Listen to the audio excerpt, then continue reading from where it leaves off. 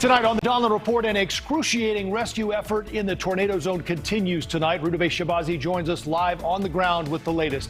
We will also be joined by Congressman Mike Bost, whose district was hit by the storms. We'll also ask him about the texts sent to the former president and his chief of staff on January 6th. Plus, a bombshell revelation in the case of a former NFL player who killed 6 people before killing himself. He had severe CTE, and the doctor who found it says the NFL needs to do more to protect its players and us. She joins us live as well. Live from our Chicago studios, it's great to have you with us. The Donlon Report starts right now.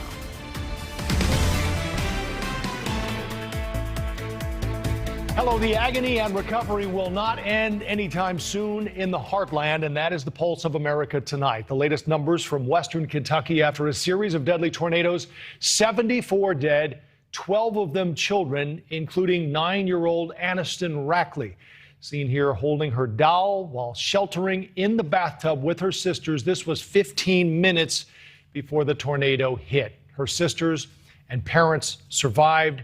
She did not. We are 4 days into this now. More than 100 people are still unaccounted for. The search continues on piles of rubble that used to be homes, workplaces, entire blocks, entire towns.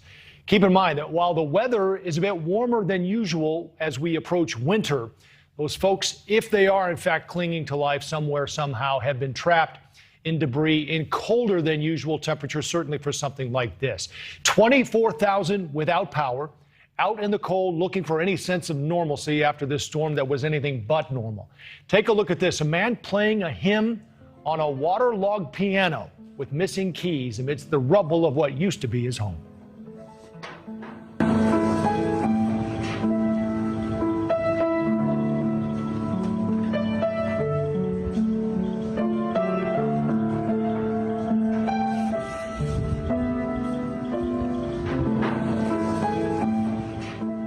What a scene that is. The suddenly homeless are now relying on the kindness of strangers just for the basics. We prepared with diapers and wipes. We've got food coming in, plenty of water for people. It's supposed to rain, I heard, and a lot of people are wanting tarps that they don't have to cover their house. If they do have a house left, I know that it just ripped the roofs off. I don't know about their future. I know we're just going day by day right now. And I know FEMA's supposed to help in Red Cross, but even with insurance, it's going to be hard to get everything built back. There is definitely a long road ahead to rebuild. Thousands of homes no longer exist, according to Kentucky state officials. The president arrives in Mayfield tomorrow to survey the damage and provide some emotional comfort, but right now, it is a race against time for the many still missing. We begin tonight with NewsNation's Rudabeh Shabazi on the scene in Mayfield. She's been covering this storm from the beginning for NewsNation. Rudabeh, walk us through what you're seeing today. Well, we are outside a house tonight, Joe, and I just want to show you a couple of significant things. So first is this X. This is what you see all over town on the structures that are still remaining, even if it's just a wall, because that is how emergency responders and search crews know if the house is cleared. That's how they mark it, that there's no one in the house left to be rescued. I also want to show you this house because the person from this house actually rescued the lady in this house, and this is the one that just, if you look at it, brick by brick, it just came down. It's unbelievable that she survived, and that was thanks to her neighbor. And today, the story shifts to neighbors still helping each other. They're passing out food and water. They're cooking on different street corners. People are coming in from around the country donating toys and clothing and doing anything they can to help. But when you think about what she went through when the tornadoes hit, that one single tornado stretching 200 miles through Kentucky, 5,000 points of damage, and look at the damage this did. If it can lift cars and bricks and walls and entire structures like this, think what it can do to humans. And so the good news, as you mentioned today, the death toll remains at 74. It doesn't sound like good news, but it is, because the governor here, Governor Andy Beshear, did expect that death toll to climb. He still does expect it to climb because 100 people tonight, Joe, are still missing. Yeah, that's the number I'm having a hard time getting my head around. Rudabeh, thank you very much for the update tonight, live for us in Mayfield. Now this. Right now, we're just kind of processing the situation. In the distance, the people are still doing cleanup even after dark. It's freezing. They're fighting the cold weather to even get this done. But as you can see behind me, it's not an easy task. As far as someone that does this for a living, I've never seen devastation to this magnitude in such a small town. Boy, that's saying a lot, too. That was Nina Phelps, Kentucky representative for the United Cajun Navy. We spoke with her last night on our broadcast here about the ongoing search and rescue effort for the more than 100 missing victims. And now I want to bring on another Kentucky representative from the Cajun Navy for an update on this. It's Elizabeth Trumeyer. Elizabeth, let's start with that number because I keep going back to it. 100 people plus still unaccounted for. Is your team part of the effort to try to find these folks? Yes, we are. We've been in Mayfield doing search and rescue work here for days. They've moved some of our teams over now to Western Kentucky where they are doing search and rescue efforts at the college over there. And so we are hands-on, and we have another team actually that's going to be coming up in the next day or two to continue to help with this effort. These are teams that are using cadaver dogs, are they not? And I guess my question to that is, how do officials narrow the number of missing people down? How do you know where to look? Do they track addresses of where people they think are missing or are unaccounted for? Honestly, it's like a hands-up mission at this point because we've got so much rubble. They've got ideas of where people were, where they've been, but it's different than working with a hurricane where you've got, structures still up to an extent. What we're working with here is complete rubble. So dogs, it's not ideal conditions at all for dogs. We have some live search dogs and also cadaver dogs, but it's not ideal circumstances at all. I mean, they're not working with anything that is good right now. Are you assigned to areas? I'm curious how all these rescue teams work together. And Rudabeh showed us, I was wondering about that, because in hurricane areas, you'll see the X on the house to know that it's been cleared. But in Mayfield, there aren't many houses left. There's not. I think they're mostly gridding off areas and sending search teams out and kind of working grid by grid through that. But it's difficult. It's very difficult. So you're used to working. As far as like knowing. Go ahead, Elizabeth. Sorry. As far as knowing where people are and what they can do, we are working with the Sheriff's Department. Our teams have come up and the Sheriff's Department is kind of taking them in and dispersing them out. So I know you're used to working in storm aftermath like this, but I asked your colleague yesterday and I'll ask you today, is this the first time you've seen anything like this? Yes, I've never seen anything quite to this extent. It's blowing my mind. I mean, I'm actually from across the state in Columbia, Kentucky, and Campbellsville was hit over there, and the damage was pretty bad there. But coming over to the western part of the state, it is insane. I've never seen anything like it. What are the biggest challenges right now, Elizabeth, for not only the first responders like yourself, but the folks who are there trying to pick up the pieces? There's some huge challenges. Right now, supplies are big. The United Cajun Army actually just came in today to Mayfield. I was actually part of a big caravan that brought in a lot of supplies. There's not a lot of supplies here. People need food, they need water, they need supplies. That's a big thing that we're trying to address right now. Hot meals, food, toiletries, everything that we can just supply to the people to keep them going and keep their hope up. I know that your folks down there in Louisiana have sent truckloads as well. We saw it on your Facebook page. Kentucky representative for the Cajun Navy, Elizabeth Trumeyer. Elizabeth, thank you for the time and the work you're doing. Thank you.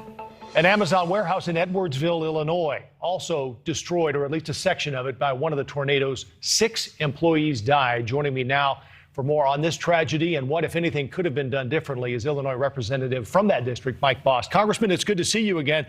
Let me start with whether you have any updates on the investigation in Edwardsville and what happened there. Yeah, so what we've got is on Friday night was the F3 tornado that hit. We have 45 people who were rescued. As you mentioned, 6 have passed. There are still people unaccounted for. They were in a shift change at the time. Understand that how large the Amazon warehouse is there in Edwardsville. Understand that a section, probably the length of a football field, collapsed in as the roof came down. Understand also that OSHA is looking into, what might have went wrong with the structure, or that just the fact that the winds were that strong is fairly new structure that collapsed like this. Know this, that we did get the declaration from the president. We requested 28 counties. We got 13 counties in the state of Illinois. The damage there, any loss of life is a loss, and it's terrible. We deal with tornadoes on a regular basis. It's just this was so extreme. Now, that's the northern part of my district. Matter of fact, I and Rodney Davis split that actual building. One part of that building, that's how big it is. One part of the building is in his district. One part is in mine. The EMS workers, the emergency service personnel are doing a yeoman's job of trying to make sure that we're continuing to search, to identify, and also the local elected officials are working and trying to do best they can. Yeah. Now, the unique situation in my case, what you were talking about down in the tri-state or the three-state tornado that came through, that's just below the southern end of my district. And we're actually sending volunteers down the night of it. My most lower county went on over into Kentucky, and we're in Mayfield by 1 o'clock in the morning, and we're over there for an over 24-hour period trying to help. So this is an all hands on deck.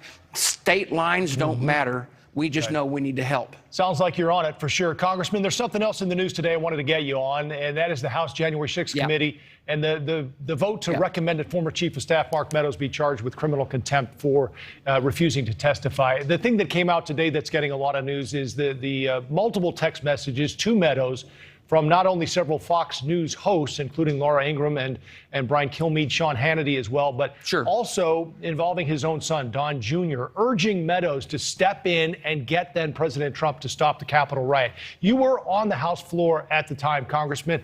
Are you upset that you knew all these people were asking for help and it didn't come? There were a lot of people asking for help. The time when it was going on, anyone that did damage should be prosecuted. The situation with Mark Meadows and holding him through a House committee in contempt at a time when he has a court case going on to find out what information he can give or can't give and what falls under executive privilege. So this is all pending right now. But this goes to show, unfortunately, what we have seen since this first began. Remember when this committee was formed, and whenever the recommendations came from the Republican side of the aisle for the first time in our history, when a special investigative committee was put together, the Speaker refused to take the members that were recommended by the minority leader. So because of that, this is it seems to be nothing more than a political show that keeps going on. Well, you do have two members. You have two conservative members on it, Congressman, in Adam Kinzinger. No, you have two members. Let's be clear about that. You have two members that had already had a axe to grind against the former president. Well, they've been critical, that's for sure. I don't know. But you could argue that Kinzinger has voted with former President Trump 96 or 7% of the time. Anyway, let's get to the point, though, Congressman. I'm just wondering if we've talked about your military service. You're a retired Marine. If you're under fire, pinned down for 3 hours before the commander sent anyone, how is this different? Well, let me explain this. There was a lot of things going on at the time. Let's do the investigation. There are a lot of other areas where we're doing the investigation and a lot of other committees doing the investigation, not one that's looking to just make a political statement. That's the problem with this committee. Aren't they just trying to get to the bottom of what happened? I guess that's my question. I mean, why not just get this over with, Congressman? No, I don't. Pull the Band-Aid off and say, here's what happened, let's move on. Here's why I don't believe that. The reason I don't believe that is, if that was a case where we're really trying to get to what happened and not just make political hay, then they would have allowed for our members who the leader of our side of the aisle recommended to be put on committee. Well, they'd have called the same people, wouldn't they? So you don't have a balance. You don't have a balance. They would have called the same people. You don't have a balance. You think Meadows would have testified if you had gotten those two people on the committee? They would have. Here's the thing. As I said before, as far as the Meadows situation right now, there is a court case pending on what falls under executive privilege and what doesn't. Regardless of how I feel, how the president should have or not have, or what should have been said, I knew where I was at the time and what I was dealing with. And I'm going to tell you, I want it fully investigated, but I don't want it to be a political dog and pony show, because the political dog and pony shows is what caused us to have a lot of this problem in the first place. We've got to calm this down and actually work together. And under the situation that they're doing right now, this is nothing more than a court, not to say a kangaroo court, but a court where you have people stacked against not wanting truth. They're just wanting to grind an axe. And you can say that the two members on that committee were in support at times of Donald Trump's policies. They were not in support of Donald Trump. They had already had a very, very large clash with him before any of this took place. So are you saying that the president should have acted then, and these texts prove that out? They were calling for him to act, even your fellow congressman. I don't know. We'll see that in we'll see that in time. I mean, there were many of us asking for people to get involved, but we also want to find out, why was it that certain key people turned down receiving National Guard 2 and 3 days before? Why was that not taken care of when it was going to be granted to them? Right. There's a whole lot of investigation on all of the sides of this. But there are some who aren't. They're not willing to test. Some of the key players aren't willing to testify. So I guess they have enough information, and Meadows has certainly given them enough documents as well to potentially get to the bottom of it. Sure. Yeah, Congressman Mike Bost, again, it's good to see you, and I do appreciate you coming on. Thank you so much for having me on. All right, take care. All right, Joe, thank you. Don't forget to tune in. Dan Abrams Live tonight right here on NewsNation. His guest, Bill O'Reilly. We'll hear what he has to say about his former colleague's text to Mark Meadows on January 6th. That's on Dan Abrams Live tonight, 8 p.m. Eastern, 7 Central, only on NewsNation.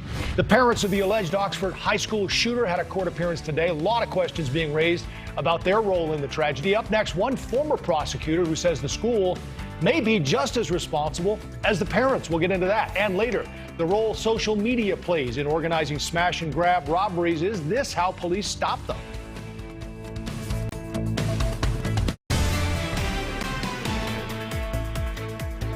Oxford Community Schools just outside Detroit, Michigan will be reopening tomorrow after threats over social media shuttered them again for a day. This just weeks, of course, after police say Oxford student Ethan Crumley shot and killed 4 students. Now, both he and his parents are facing charges. Joining me now for more, attorney Trent Copeland and former prosecutor Randy Zellin. Great to have you both back. Randy, let's start with you. This case is different for the parents in a lot of ways, but Michigan doesn't have grand juries. It's up to the judge. Explain what that means. Yes, what happens is, and we go back to the Founding Fathers, the Founding Fathers wanted there to be a check on the power of the prosecution. So this notion of putting a bunch of ordinary citizens into a room, hearing evidence, and determining whether or not it was more likely than not that a felony was committed, that is the birth of the grand jury. And grand jurors deciding, and it was supposed to be, again, a check to make sure that there was sufficient evidence to take someone to trial on a felony. We've all learned the hard way, giving ode to Judge Saul Wachtler, the former chief judge of the Court of Appeals of New York. Grand jury could indict a ham sandwich. Sure. In Michigan, like in the state of California, there are no grand juries. What happens is a judge fulfills the role of the grand jury, and it will be up to the judge to decide whether or not, again, it is more likely than not what we call probable cause to determine that someone committed a felony. The nice thing for the defense being in Michigan is that this preliminary hearing in front of a judge is an adversarial proceeding. You can cross-examine witnesses. You can do things where in the grand jury there's no judge, there's no defense attorney. It is completely a one-sided affair. Right. So, Trent, we know unusual to see parents of school shooters face charges. What do you think about the prosecution's case and whether the judge will find a reason to move forward? You know, look, Joe, this is a very challenging case. And I think for all of us who watch this in real time and watch these 4 students and their families lose their loved ones, this was really difficult. But from a criminal perspective, from a charging perspective, this is an incredibly complicated and challenging case. You know, when we think of manslaughter, we typically think of criminal conduct connected to an unintentional killing. But in this case, Michigan has a law called lawful act manslaughter, which means you engaged in legal activity, but it resulted in a death of someone because the activity you engaged in, you did so with such reckless disregard for criminal intent. And that is what the prosecution is going to use when it charges and goes to trial ultimately against these parents. They'll say, look, it is legal. It is permissible for you to own a weapon, for you to give your child that access to that weapon. But it is not legal if you know that your child has a mental illness, has a disorder, is more predisposed to using that weapon against other people illegally. And if you do that, then that is evidence that you've engaged in reckless behavior that is so beyond the pale that even though your conduct underlying this, that is owning a weapon, which is legal, even though that conduct is legal, the way you gave your child unfettered access to that weapon, given what you knew or should have known his mental condition to be, is illegal. Randy, there's a diner owner who Ethan worked for. They said they didn't see anything troubling or odd with him, and they've added that what the parents did to him was child abuse. Is that a perception in the community? And if it is, do you think that goes into this case and what the jury might ultimately think? And I guess, you know, what does the parents' role, if any, have on how their son is ultimately perceived or prosecuted? Well, I think the allegations are so heinous, they are so shocking, they are so outrageous, that I think short of either an insanity defense or an incompetency defense, there's very little that this young man can do to foist the blame on his parents. It's really the problem of the parents to be more concerned about whether or not the actions of their child are going to taint them and infect them, because I do agree this was a very difficult charging decision. It is a very creative charging decision, because to accuse the parents of basically pulling the trigger, I think is a very difficult road to hoe. What's the youngest they could? What's the youngest they could use here? What's the youngest they could use insanity, Randy? Well, certainly, and keep in mind that insanity is a very narrow defense, which is I was unable to appreciate the nature and the circumstances of my behavior. I was unable to appreciate the difference between right and wrong. And one of the ways that an insanity defense gets dispensed with quite easily is you go through each and every step that the defendant took to commit the crimes that were committed. And the more intent there is, the more difficult it is to demonstrate that I didn't know what I was doing. All right, let's get you on another case. Trent, you've been with us, I know, on some of the Kim Potter testimony, and let's get you some of what happened today in the courtroom. There was a commander who testified about the difficulty of being a police officer today. Let's listen. Is it incredibly more difficult nowadays to be a police officer than it was when you first started out? I think so, yes. More guns? I see more guns more frequently now than in 2000. And when you do a traffic stop, that's a very dangerous stop, is it not? It can be, yes. And that's because you don't know if the individual you stop has a gun or not. Correct.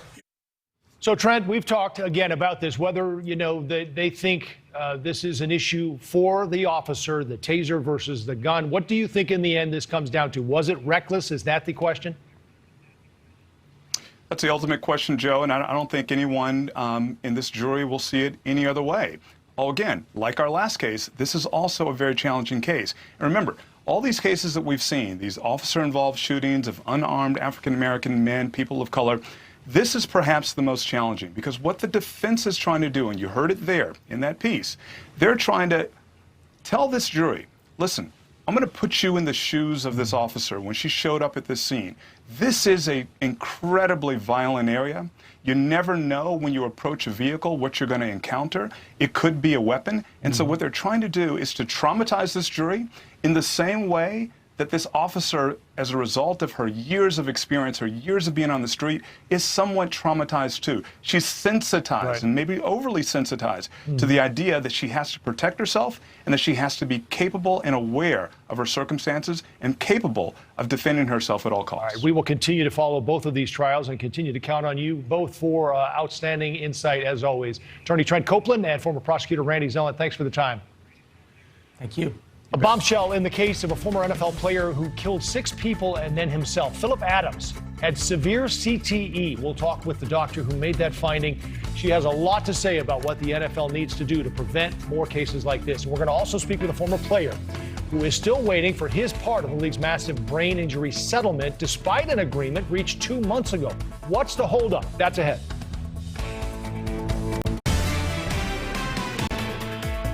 In April, former NFL player Phillip Adams shot and killed 6 people living next door before killing himself. And tonight, a dramatic revelation from the doctor who studied Adams' brain. In a news conference today, Dr. Ann McKee of Boston University announced he suffered unusually severe CTE. That's brain damage from repeated trauma. We asked Dr. McKee to join us tonight. She's been kind enough to do that. Doctor, let's start with what you think the headline was from Adams' case and how his pathology was different and why it's important in this case. Well, he had what we call CTE stage 2, but what was different about his case was the severity of the involvement of the frontal lobes. And frontal lobes damage can cause all sorts of issues like impulsivity, poor decision-making, poor judgment, emotional volatility. It can cause rage behaviors, violent tendencies, paranoia.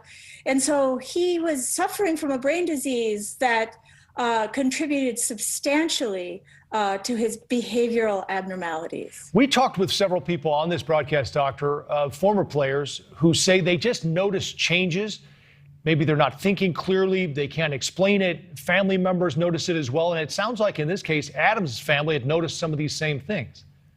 Not only did Adams' family notice it, but he had noticed it. He was actually trying to get help. But here you're asking a person who's impaired, who's having trouble with planning an organization, having trouble with their memory, and they're being asked to make many medical appointments, to travel to see specific doctors, to fill out all sorts of paperwork that would be challenging for a person who is completely intact. And so these individuals fall through the cracks. They can't complete the diagnostic tests, they can't get the medical evaluations, and he's a case in point where this system failed. You've spent so much time studying this, Doctor. In your opinion, is the NFL doing enough? Well, of course, I don't think the NFL is doing enough. I have seen 315 former NFL players diagnosed with this disease, and many of these players try to get help and can't get help. If especially these players become socially isolated, they often lose contact with their family, they lose their job. This disease causes them to become unlovable and unlikable. So they lose their social contact, they get lost in the system, they fall through the cracks. Unless they have a strong advocate, a partner that's willing to go through some rough times with this individual and get them to the medical treatment they deserve, they fall off the radar, and God knows what happens. Can it be treated, Doctor? I mean, that's the challenge, right? Because you can't diagnose this until they've died. And you've said the Holy Grail will be able to diagnose it. How will that help? Well, if we can diagnose it during life, when we can identify the people that are getting into trouble, when they're starting to go down this neurodegenerative pathway, when we have a good chance of stopping it in its tracks, reversing it, at least settling it down. Right now, we can't diagnose it with certainty, but we are getting closer and closer every day with blood tests, CSF tests, brain scans, and there's a massive effort to try to diagnose this. Imagine how it will change when a player can come to you and say, I have this diagnosis. And then, you know, I think the whole game, not to make a pun, it changes. No, certainly understand. And man, you've wrapped up so much time and energy and so much of your professional life into this, and we appreciate that. Thanks for coming on and explaining what happened today. We'll be in touch. Thank you. That CTE report comes just a day after the wife of a former NFL player sent a letter to the judge in the league's concussion settlement. Even though an agreement was reached 2 months ago, nothing has happened. No money, no action, nothing. And here now to talk more about that is the woman who wrote the letter, Amy Lewis, and her husband, former running back Ken Jenkins. We should clarify, too, on the way in here, you guys do not have an outstanding claim, but I know you know several friends and former players who do. Ken, let me start with what we learned today about Phillip Adams, and the crime was horrible. There's no denying that, but I would imagine for you it's also frightening to hear this report. What was your reaction when you heard how bad his CTE was?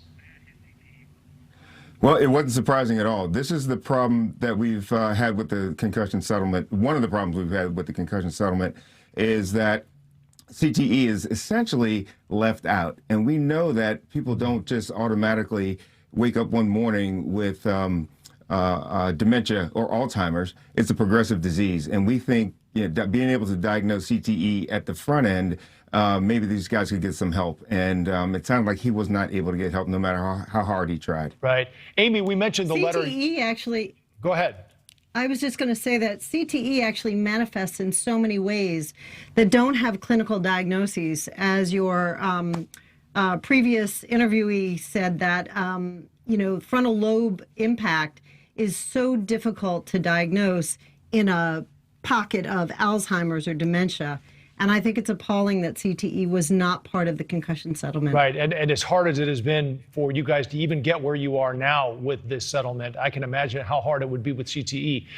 Amy, you wrote the letter to the judge. We mentioned that men have died since October, and you said to say this is life and death is not hyperbole, especially knowing what we know now. What do you mean by that? Well, men have literally died. There have been players that have died, and some of them died waiting for their claims to be assessed. What is the latest on the settlement? You guys have been out front on this issue, and I know you haven't seen any action, or at least not, many networks even, who are covering this. And I'm wondering, Ken, what you think about this? Because when we cover the story, which we have extensively, we've asked you guys to come on, it doesn't seem like we see much coverage anywhere else. Is that, do you think, because these networks have financial connections to the NFL?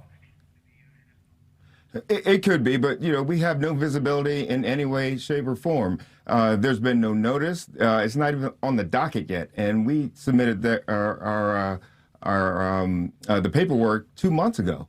And so we now want them to hurry up and get this thing done. They have released what the new rules will be, but we need to see how they're going to actually be implemented in practice. But Amy, there's been no progress, right? I mean, you haven't gotten anywhere with the NFL, and a lot of these players who were initially approved for the settlement and then that money was taken back are still not getting any of the money. That's correct. And they're stalling, and they're stalling. I mean, the more they stall, the more money stays in their pocket. It's really important not only to make sure that this gets approved today so that these players can have a shot at getting the help that they need, but that also some of the parts of the agreement are honored going forward. For example, there are new race-neutral norms that are going to be established, and yet there are no players in the room, and there are no black players in the room. Lawyers are not the ones that are going to be establishing this, but we actually feel there are many players that are in the medical field. There are many players for whom this would be something that would be in their wheelhouse, right, and they should be invited to participate at the table. Ken, you're not experiencing any cognitive problems, but after watching what you saw happen today with the CTE report and as involved as you've been in this concussion settlement, do you worry at all that you may have this at some point, but it just hasn't surfaced yet? Well, it's 100% a big worry for me, but I live with the health police, and there are things that we try to do to from a health standpoint, from a health maintenance standpoint, that will help keep me alert and aware and cognitively healthy. I don't know that I feel very fortunate because I'm not sure that many of my colleagues have that kind of support or that kind of person hovering over them every single day. Right. Yeah. All right. Well, listen, again, we always appreciate your time. You're kind enough to join us when the issue comes up, and we're more than happy to continue to cover it. So keep us posted. Amy Lewis and former running back Ken Jenkins, great to see you again. Thanks. Thank you for having us on. Thanks, Joe. Smash and grab robberies on the rise, and there's not much retailers can do. How's a security guard expected to stop a dozen or so masked thieves with crowbars? We'll get into that. The nation's top sheriff joins us to talk about a possible solution. Is it as simple as looking at social media?